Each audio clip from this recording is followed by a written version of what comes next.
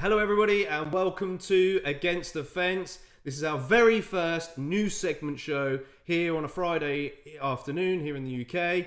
And we decided we were going to roll this segment out purely because there's so much news that happened overnight. And it would be rude not to address them for all the MMA fans across the internet. Yeah. So starting off, we got some headlines. What have we got? Some big headlines coming up. We're going to talk a bit more about Khabib. Rumours going around of his retirement. Is it official? What's going on there? What's the news? We've got rumours around Charles Oliveira and Michael Chandler. What's going on there? I mean, are they going to be fighting, or is Chandler going to be having Piore? Is it going to be a title fight? Lots of news on that. We've got TJ Dillashaw to fight Corey Sandhagen. Is he going to return, and when is that going to happen? We've also got talks around Cody Garbrandt. We're going to be talking about those finalising, crossing the T's and dots on that Rob Font fight. How close is that from actually getting done? And then we'll be ending up with some conversations on event schedule as well and going through that. Yeah. All right. Boys, we've got a lot to go through. Can't wait. To get through. yeah, no, indeed. Can't wait to dive in. So the very first point on here, actually, we're going to look at is, Khabib retirement made official. So, yeah, that's made official by the UFC, and to be honest, we knew who was going to retire. Really, it was just that matter of time before the UFC sort of cave in to Khabib's requests. To be honest, they tried to tie his arm behind his back a little bit, trying to entice him in with various fight options. But no, that's it. He's, they've caved on it and they've announced it earlier on. This is it. Mama knows best, right? Exactly. So I was gonna say, like, is it a Conor McGregor sort of retirement, or do you reckon it's actually official? I think it's probably official, to be honest. Yeah. I mean, we would all love to see him continue, without a doubt. Oh, of course, yeah. He's got, come on, 29-0. He could have gone 30-0. I know, that's it. But it's always there, though. That's the thing for me. Like, I think there's one more fight out there. Come on. There's always one more. That's what I'm saying. Never say never. I know. Who knows, really? I don't think it's going to be. If he was OCD like me, he would have to make that a round number. Yeah. No. Yeah, that's what I mean. It's an odd number. Come on. I know. It's like when you turn up the volume on your TV. You have to just notch it a little higher. Always an even number. Always. No, I think also you've got the factor of he didn't really like the fight against Gaethje because he didn't have his dad in his corner. There's things like that. There's a lot of emotions in that. There's a lot of emotion as well going into that fight. So I think that's probably sensible on his part. And if you're 1 foot in and you're 1 foot out, you should definitely stay out. Yeah. Really, in my opinion, especially in the MMA game. Yeah, got another post here actually from Khabib, who then replied, about he went for dinner, of course, with Dana White, the daddy of the UFC, and he's just a really good coach and fought to him basically throughout the whole entire thing. So just a massive post here from Khabib, saying thank you to Dana for what he's done. He's got a bit on here and he says, I'll never forget your attitude towards me. My father did not forget, and my sons will remember you. There was a real conversation between real men. But, it's just a really nice way to go out as well. They're always going for dinner, aren't they? Constantly. Yeah, they've gone for dinner. He's bought him one too many. That's why he's retired. Look how thick he is. Massively. But, he bought him a shit meal, so that's why he retired. Yeah. No. Who do you reckon's picking up the bill? With Dana. Who's picking up the bill, do you think? Yeah, that's the point. I wonder. Here we are. Our next headline. Charles Oliveira versus Michael Chandler for the lightweight title, UFC 262. Oh, right. So, it's happening. How exciting. I It's... I was going to... Go for it. Go for it, mate. I was saying a couple of days prior to this, we found out that it was going to be Justin Gaethje versus Michael Chandler, just in the headliner. And then for me, what made sense would have been Dustin Poirier versus Charles Oliveira either for the interim belt, if obviously Khabib hadn't retired, but it's made official now that he has retired. So again, for me, what would have made sense is Poirier versus Charles Oliveira for the belt. But again, they've not done that. They've gone for I think they were trying to go for Conor McGregor and Poirier 3. I think that's what they're going to try and push for then. Now that they've done that. Well, yeah, that kind of makes sense, really. And that's something that Dustin Poirier wants. You know, and I think that there've been a lot of backlash on Twitter.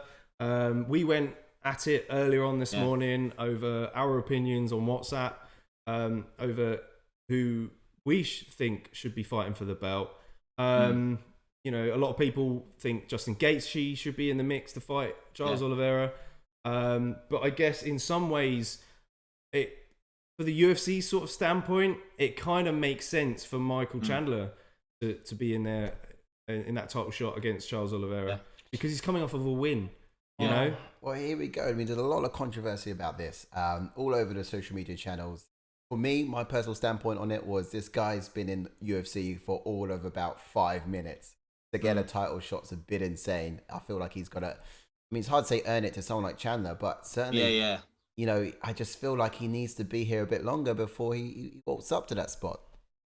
Yeah, he's been at the top of his game for so long. Obviously, as a former Bellator champion. Yeah. So, again, he's been competing at the top level throughout his career. But for me personally, like I say, I don't agree with it because, as I said a second ago, I think they should have done Poirier versus Charles Oliveira. That's me personally would have gone for that. But the matchup between Charles Oliveira and Chandler, I think Chandler could potentially beat him though, just stylistically, because obviously we all know Charles Oliveira is a good grappler and he can take people down, and we saw what he did to Tony Ferguson. But just purely on style, I think Chandler is going to cause Charles Oliveira some problems. Yeah, he's definitely a nightmare fight, I think, for Charles Oliveira. I mean, not only does Michael Chandler have that sort of knockout power, as we saw against Dan Hooker, but he has the superior wrestling as well. And yes, Charles Oliveira is a high-level black belt in Brazilian Jiu-Jitsu, but can he get off that Jiu-Jitsu if Michael Chandler is applying a lot of top pressure, you know, especially in the wrestling game? You know. And look, I mean, I think this is a different point. Is it going to be a great fight? Yes. But does it deserve to have the belt at the other end of it? I don't think so. I don't think this should be the that's what I mean. We're all entitled to our own opinions and stuff. Yeah. That's why it's good. But at the same time, from a UFC standpoint, it makes sense to pair up the two guys that are coming off of wins. You know, Justin Gaethje's coming off of a loss. Arguably, you could say he needs to get a win under his belt before he can. Then you could say that Dustin Poirier is coming off the biggest win of his career against Conor McGregor. So that's why absolutely. I thought it would have been Yeah, no, I think from fans' perspective, it makes sense for it to be Dustin Poirier versus Charles Oliveira for the vacant lightweight belt. But Dustin wants that third fight against Conor McGregor. Now, can you do Conor McGregor versus Dustin Poirier for the vacant lightweight title? Not for me. You think it makes sense because it propels pay-per-views up and stuff? Yeah. Especially if there's a title on the line. But I bet they wish they could have done that though. Yeah, 100%. But you just physically can't because Conor's would be coming off of 2 losses. Yeah.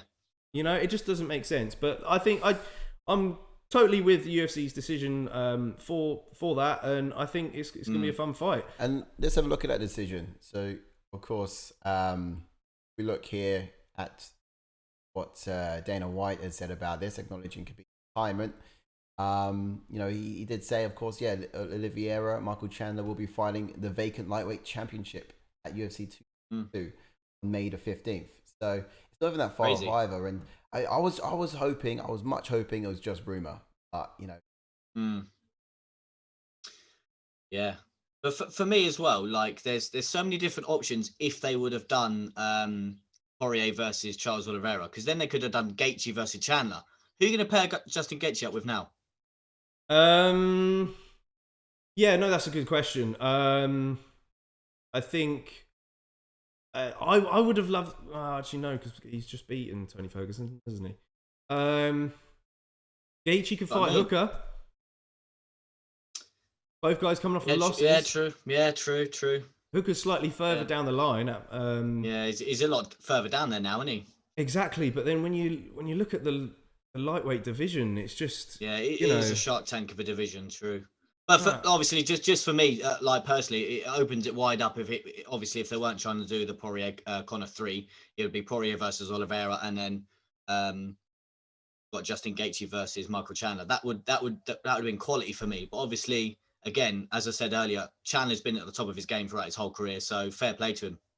Yeah, and I guess he's got quite lucky, and if I was him in his position, I wouldn't be complaining at all either. Salty, Mr. Brown. I am a little bit because isn't UFC sort of supposed to be this prestigious event and recognized as being more superior to like the Bellator? And someone from Bellator can walk in 5 minutes later, take a belt. So, for me, that's the lottery. Like Chandler's come in and won the lottery. It's great for him. Don't get me wrong, it's great for him. But yeah. I just don't. I feel like, I guess what's happened is in the UFC, I've grown attached to the UFC fighters, more so than I have for Chandler, who's not part of the UFC. So when he walks in, for me, it's a bit like, how's an outsider going to walk in here and take our belt? But skill set and talent wise, he's up there, and he's proven that because he's gone and starched, Dan Hooker, who's been a top contender for quite a short period of time, admittedly, but he's definitely up there. And he showed he could take a shot as well, because his fight against Dustin Poirier, they were throwing bombs, and he was just eating them. Exactly. Let's not forget that fight. Chandler comes in and bosh. So in seconds, and it's the same sort of way he put out former UFC lightweight champion Benson Henderson. Impressive performance. Benson Henderson, massive. All right, well, that's that point. What's next? Next headline we're going to be looking at here is the TJ Dillashaw to fight Corey Sandhagen upon UFC return. That's quite exciting. Wow. And let's get this slide up here to have a bit of a look at that. But what do you guys think about this, right? So former UFC Bantamweight champion TJ Dillashaw will return to action against top contender Corey Sandhagen in Fight Night main event on May the 8th. It'll be an exciting May, it seems. Multiple sources told this to Brett. And what's your guys' thoughts on this? Right? Is this this is going to be an exciting spark to start the month? Yeah, no, I think it makes all of the sense, to be honest. Keep that mouse off that screen. Oh, wow. Yes. To be honest, I think that makes all of the sense, to be honest. I said to be honest twice there. But it makes so much sense because Corey Sandhagen is right up there now. In the bantamweight division. And obviously TJ Dillashaw, okay, he's coming off of a loss, so again, you wouldn't put him in there for a title shot straight away, especially when you've got the Aljamain Sterling and Peter Yan scenario going on. Yeah. So he's coming off a loss. It is at a different weight class. It was at flyweight. However, he was the former champ. He never lost the belt. He had to vacate it. Never lost. Yeah. So, there's arguments there for him to get a title shot immediately. Definitely. Yeah. It makes a lot of sense in my eyes. Yeah, it makes sense for him to come back. The top contender. Yeah. Especially the way that things planned out between Peter Yan and Aljamain Sterling. Really, they've got a rematch now. If either one of those would have taken the belt, a couple of weeks ago, then that fight could have materialized. You could have had TJ Dillashaw going straight in there. Yeah, that's true. You could have had because obviously you couldn't have gone for Aljamain Sterling versus Corey Sandhagen straight away because obviously Aljo beat him within a minute. So, but then again, if Peter Yan would have won, then like you said, we straight away you could have had TJ jump straight in. But like you said, Jordan, I think him TJ coming back for a fight against Corey is such an exciting fight. Yeah, it's a good place to start. And we had our champ predictions earlier on in the year, didn't we? About who we thought was headlining this. We say Aljamain. We said Aljamain we're just to be too champion. Short-sighted, aren't we? But I think we did say if TJ comes back, it would be. I think we did put that clause in there. Yeah, there's definitely a lot of room to maneuver. Really, there's so many fights in that division. It depends when they're going to look to schedule the bantamweight rematch. Obviously, that's true. Aljamain Sterling's got to get through Peter Yan again. and then there could be enough room. Plus, he's got to get over his injury because, like, come on now, he was proper knocked out doing shots after and stuff. But yeah, yeah, no, you're right. No, he's not. He's going to blag it for half the year, mate. He's going to blag it for half the year. He's going to at least let it sink in for at least half the year, I think. I'd like to say that. But, yeah, but like, what do we actually think about the matchup? Like, stylistically, like, who do you think, what do you reckon would take the fight out of Corey Sandhagen and TJ? It's a good question. It's so hard as well. I mean, you can't really ignore the fact that TJ might have a bit of ring rust. Yeah, that's true. And been then out for a while, yeah. Yeah, he's been out for a while, even though Dominic Cruz, another Bantamweight, doesn't believe in ring rust. It depends on how he adapts things, really. He did get popped for that EPO allegation. You know, that has such a significant impact on his performance. Well, yeah, it's true. That weighs in there. So when's this? This is looking for May 8th, right? May the 8th, yeah. That's not too far away. It's not. Yeah, it's not and too Corey far away. Sandhagen is fresh off of that knockout against Frankie Edgar. So I imagine TJ's hard at work in the gym, getting ready for it. Yeah, but that's the thing. He's not stopped training, so he's always been training. Yeah, exactly. What has he done in that time, training wise? The footwork we're going to see in this fight, boys, is going to be insane.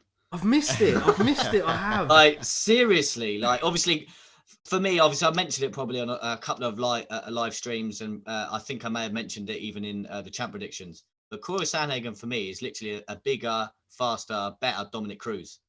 And then you got TJ Dillashaw, which everyone thought, like, because of his movement, he was like Dominic Cruz. So it's crazy. The amount of footwork and movement we're going to see in this fight is ridiculous. Yeah, it definitely seemed like Dominic Cruz wrote the blueprint, really, for bantamweight fighters. Yeah, it did, yeah. You know, and you're definitely seeing it now with both of those guys. How long has TJ been out for? He's been out 2 years, over 2 years. About 2 years, yeah. He's how old is he now? What's his age? He's got to be like 30s. 35. Early 30s. Early 30s. Mid-30s. Oh, okay, maybe not late 30s. Well, in the middle. Bang in the middle. Crazy. Yeah, okay. How old's Frankie Edgar, Ash? He's about 39. 90. He's 38. 38. 39. I swear he's punching 40. Yeah. Okay. He is near enough, yeah. All right, it's all right, mate. He'll probably get like someone like Jimmy Rivera, sorry. You can see TJ against Frankie. Get some more wins underneath Frankie's belt, shall we? Yeah. Yeah. I don't know. Obviously, I said Corey. For me, I said Corey would be champ by the end of the year, and that was me thinking that TJ wouldn't come back. But now that it's come back, I'm stuck in the mud now because in that fight, I think TJ might do him. Really? No, I can't. No, I can't see it, Corey. All right. Well, look. Let's have a look at the next headline.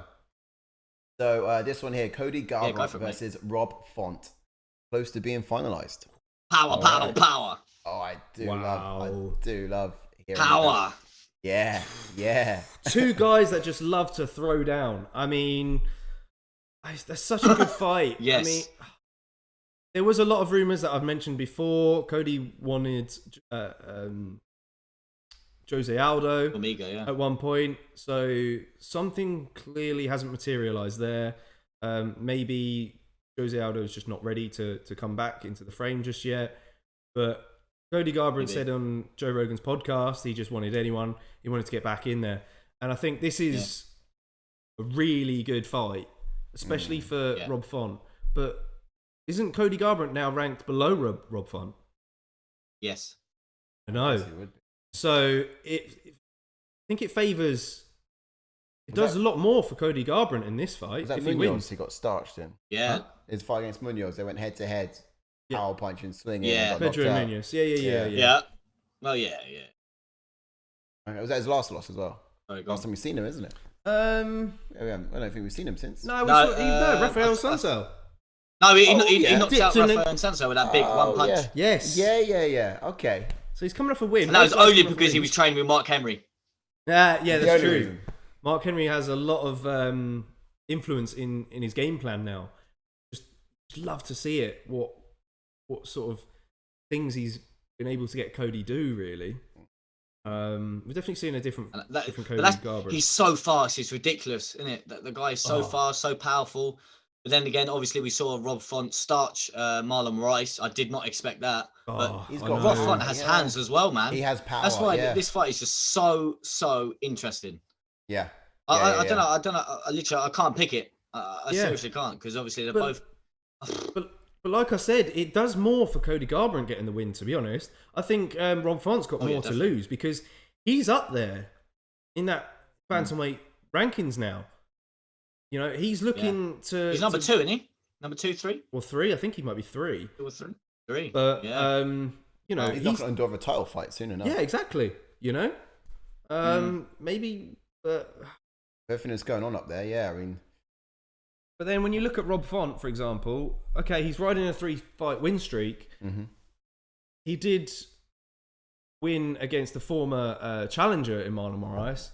Maybe he does need that next sort of step, really, before he's up there for a title shot. And I think a win over a big name like Cody Garbrandt will definitely propel him, and he'll be knocking at the door. You can't, definitely.